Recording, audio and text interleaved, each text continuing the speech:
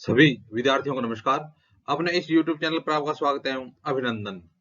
हाँ तो विद्यार्थियों, आज हम कक्षा 12th विषय राजनीति विज्ञान से एक बहुत ही महत्वपूर्ण टॉपिक देखने जा रहे हैं।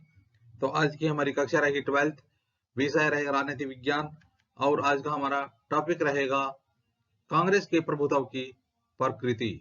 तो आज हम देखने जा रहे हैं कांग्रेस के प्रभुत्व की प्रकृति। तो देखिए विद्यार्थियों, कांग्रेस पार्टी की असाधारण सफलता की जड़ें स्वाधीनता संग्राम की विरासत में हैं। तो कांग्रेस पार्टी की असाधारण जो सफलता है उनकी जड़ें कहाँ हैं? उनकी जड़ें स्वाधीनता संग्राम की विरासत में हैं। कांग्रेस पार्टी को राष्ट्रीय आंदोलन के वारिस के रूप में देखा गया। तो कांग्रेस पार्टी को राष्ट्रीय आंदोलन के वारिस के रूप में देखा गया। तो राष्ट्रीय आंदोलन के वारिस के रूप में कौन सी पार्टी को देखा गया? कांग्रेस पार्टी को राष्ट्रीय आंदोलन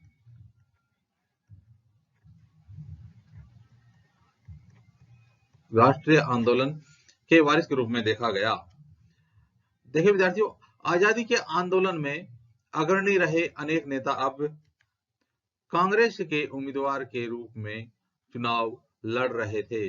तो आजादी का जो आंदोलन था उस आंदोलन में अग्रणी रहे अनेक नेता कांग्रेस के उम्मीदवार के रूप में चुनाव लड़ रहे थे। तो इस प्रकार के से उनकी एक विशेष पहचान थी। कांग्रेस पहले से ही एक सुसंगठित पार्टी थी और इसके अलावा यह भी सही है कि कांग्रेस पहले से एक सुसंगठित पार्टी थी। बाकी दल अपनी रणनीति सोच ही रहे होते थे कि कांग्रेस अपना अभियान शुरू कर देती। तो और कांग्रेस को कुछ करना नहीं था, क्योंकि बाकी दल जब अपनी रणनीति बना रहे होते थे, रणनीति सोच रहे होते थे, तभी कांग्रेस क्या करती? अपना अभियान शुरू कर देती, उनको समय मिल जाता। दरअसल अनेक पार्टियों का गठन स्वतंत्रता के समय के आसपास अथवा उसके बाद में हुआ। तो उस समय यदि हम देखें तो अनेक पार्टियां ऐसी थी जिनका गठन या तो स्वतंत्रता के समय हुआ या उसके आसपास हुआ। तो इस प्रकार से कांग्रेस एक प्राचीन और मजबूत पार्टी थी।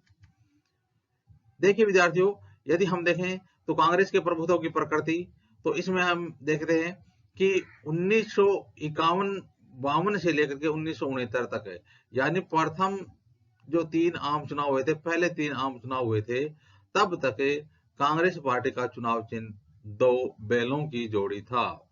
उस समय तक कांग्रेस पार्टी का चुनाव चिन्ह क्या था? 2 बैलों की जोड़ी था। यानी 1969 तक 2 बैलों की जोड़ी कांग्रेस पार्टी का चुनाव चिन्ह था। 1969 में जब कांग्रेस से टूट का शिकार हुई तो उसके बाद कांग्रेस पार्टी को गाय बछड़ा चुनाव चिन्ह मिला। तो गाय बछड़ा चुनाव चिन्ह भी 1969 से 1978 तक रहा। 1978 में फिर कांग्रेस में जो फूट है उसका असर हुआ।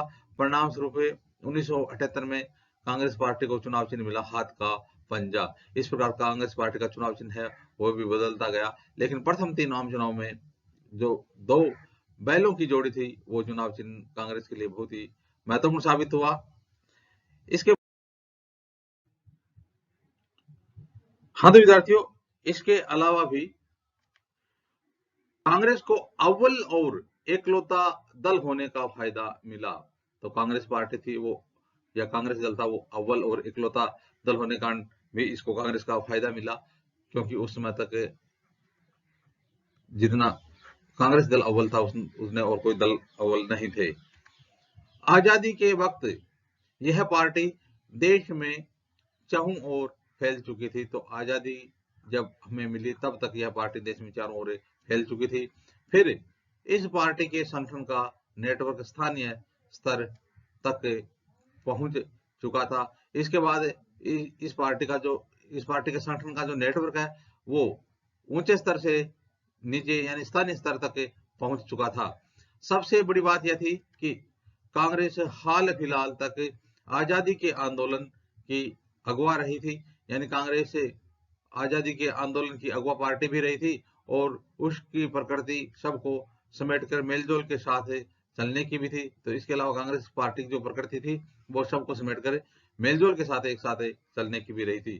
तो इस प्रकार से विद्यार्थियों आज हमने कांग्रेस के प्रभुत्व का जो दौर देखा या कांग्रेस के प्रभुत्व की प्रकृति देखी।